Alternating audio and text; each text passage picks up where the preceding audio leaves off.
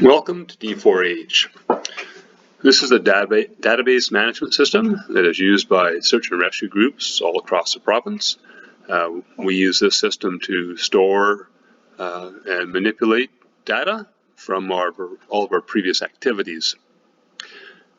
There's a lot of information that a person can get out of D4H, and it can be a bit overwhelming when you first look at all the different areas. So we're going to concentrate on just two or three main pages of our database management system. So we're going to start off with the dashboard. So the dashboard is where you come to automatically when you first log into D4H. And so looking down in D4H, my calendar, this is what's scheduled coming up in the future here. And it lists each of the events or meetings or training exercises that are planned. And you can actually click into any one of these individual items, and it will show you where the training is going to occur. It'll give you a bit of information, who's organizing the training, who the instructor is, what our goals are, and it'll break down some safety information about related to the training. And there's a list of who is planning on attending that training. Scroll back up to the top and go back to my dashboard. So that information is available for every training session and every meeting that is planned and is in the calendar.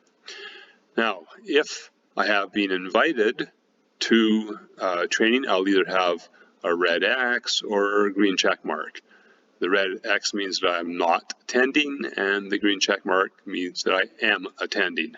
If for some reason I had not been invited to that particular training, for example, this basic wilderness first aid, I'm not due for recertification, and so I was not invited, and therefore I get the circle with the hash through it.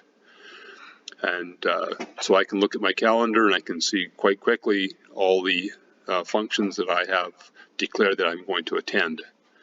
And when a function is first listed on D4H, right underneath that line will be the questions. Am I going to attend? Yes or no. And I just click into the yes or the no, and automatically D4H will be updated. So that's what's coming up in the future. What's happened in the past is over on the left here. So all of our previous incidents or tasks over the past 2 months, usually it lists about 8 or so in each of these sections. The full list is available on other pages, but we'll just use this now to show you what's available. So I can open up any of these previous tasks, and by double clicking on the line, and then I'll get a map, and I can scroll in and out, and it shows me where the task had occurred. And I can actually change this from a satellite map into a topographical map if I prefer. Information on some notes about the task itself, the time and date, and who had requested us, and in this case it was the RCMP. And scrolling down, there's other information about the task, including who attended and who did not attend. So that's the information that we can get on each and every task that has occurred in the past. Similarly, for any training events that have happened in the past, they will be listed, and so I can open up again. It shows where the training had occurred. There's some pre-planned notes about the training, and then there is some notes about the goals of the training and so forth. And so this is a permanent record of that training event that we can go and refer to at any time. So the next time we want to do a similar training, I can go back to previous notes and gather all that information to help us plan the next training session. And then the third spot here is our events. So that's all of our meetings and all of our public appearances, like first aid for the law pit and so forth, and fairs and things that we might attend. They would all be listed here, and again, you can open each of those items up to get information about the items. Over in the far right is the on-call now. It shows who has declared that they are not available to come on task, and everybody else that by default is set to be available. So the default is that you are available to come on task unless you declare that you are not.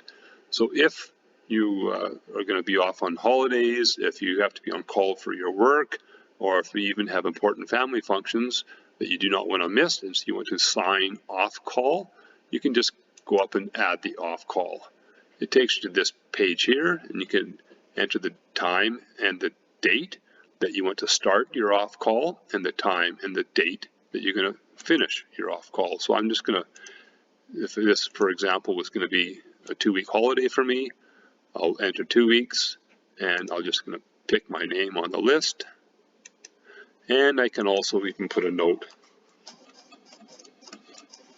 as to why I'm going to be taking that time off and not be on call. This is important information for the search managers because it gives a really good idea of who is available and who is not available for a call, especially when it comes down to key members. So our team leaders, and our specialized rescue team leaders in rope, swiftwater, and winter mountain response. If it turns out that we have no rope rescue team leaders on call, the search managers immediately know that we have a significant problem, and if any rope calls come in, we will have to be calling mutual aid in order to attend those tasks. So important information.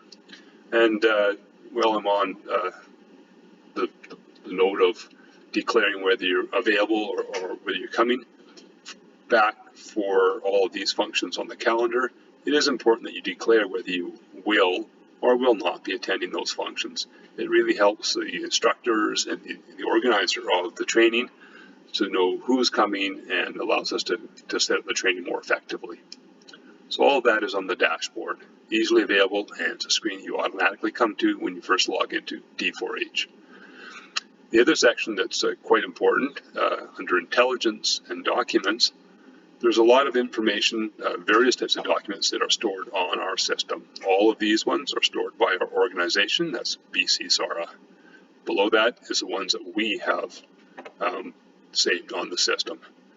And if it has a little paddle lock, that's available just to the editors and search managers. Everything else is available for any member to get into. And so we have one section for our Constitution and our handbook. We have another one for our guidelines, our RADMs and safety plans, standard operational guidelines. All those things are in this section here. There's a bunch for different types of manuals, manuals on navigation, communications, manuals for some of our motorized equipment you'll find in these sections. And then also there's a section on technical rescue. And so just to give you an example, there's 7 documents in this section. If I click on it and open it up, I'll see there's 3 rope rescue manuals. There's helicopter awareness level 1 and 2. And then there's 2 manuals related to operating of our large motorboat. All this information is available. And with some of that information, you can open up and read it directly on your screen, and others you can download it in order to be able to see it properly. And the documents will be various forms. They may be spreadsheets or Word documents or PDFs. So all this information is available. It's worthwhile to poke around in here and just see what all might be of interest to you. So that was under Intelligence and Documents. And the other page we looked at was this dashboard. And those are the 2 main pages that you may want to have a look at and get familiar with in D4H. Thank you.